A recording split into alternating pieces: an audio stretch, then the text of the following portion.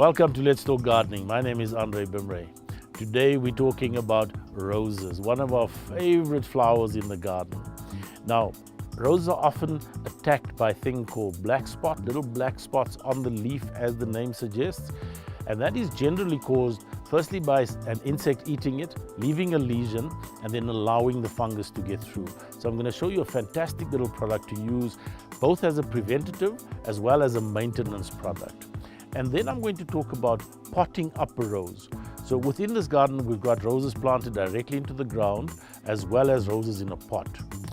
On this rose bush, I've noticed a bit of black spot, which probably means I do need to treat it before it spreads too far. So Efekto Rose Care will certainly take care of our black spot. It's a wonderful product because it's a 3-in-1.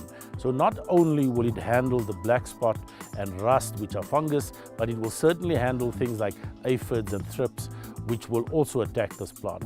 So we can use a ready-to-use format or a very value for money concentrate, which does mean though you'd need to mix this with water as per the instructions on the label. Alternatively, the ready-to-use product, shake it well and we'll spray it. For today, I'm going to be using the ready-to-use product. So we just need to spray. How much do you spray? Just to the point of runoff. Make sure you have good coverage across all the leaves on the plant. Also very important to deadhead your roses regularly. I'm ready to plant up this pot with a beautiful iceberg rose. I'm going to start by treating my potting soil, which I've got here in the wheelbarrow. This is a really good quality potting soil. So I'm going to use something called Wonders Water-Wise Crystals. Now what Water-Wise Crystals does, it absorbs water and then it releases the water as the soil dries out. The back of the label of the product tells you exactly how to use it.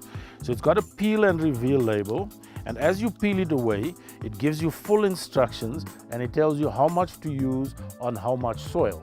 So I've worked out that on this size container, I need 30 grams. So the easiest way for me to do this is to work it into the soil before I put it into the pot. And then I'm also going to use Wonder Organic Bone Meal. Now this is an organic form of phosphates, and phosphates are ideal and essential to help root growth of a plant. So in a pot like this, you definitely need that to get the plant started. So let's get cracking. Again, there's full instructions on the back of the bag to tell you exactly how much to use on how big an area. Our Water-Wise Crystals, 30 grams. There's a handy measuring scoop inside the container. The scoop measures 5 grams. So for 30 grams, I would then need 6 of these scoops of granules. All that's left for me to do is to mix that into the wheelbarrow and make sure that the soil is nicely mixed through. To stop the soil from falling through the drainage holes in the pots, I'm simply going to use pieces of old broken pot, place them over the holes, and then we can proceed and fill up the pot to the level to put our bag in. So our rose is now in position. We can fill up the rest of the pot. Now it's very important, we don't want to fill the soil above the original level of the bag. We want to ensure that we press the soil down firmly so that the roots are in good contact with the soil.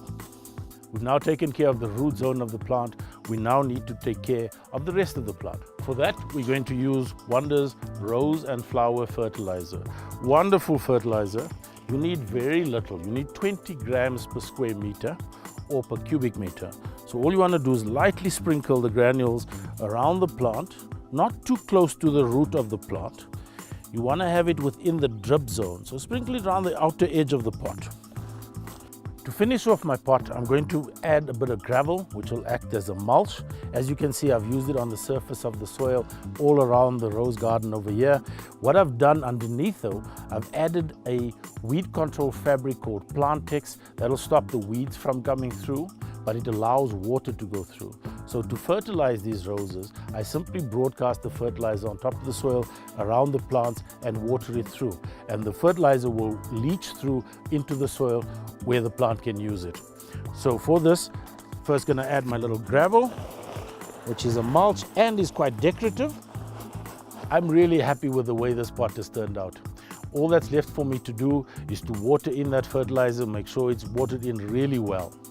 Thank you for watching Let's Talk Gardening. Please join us again on the next one.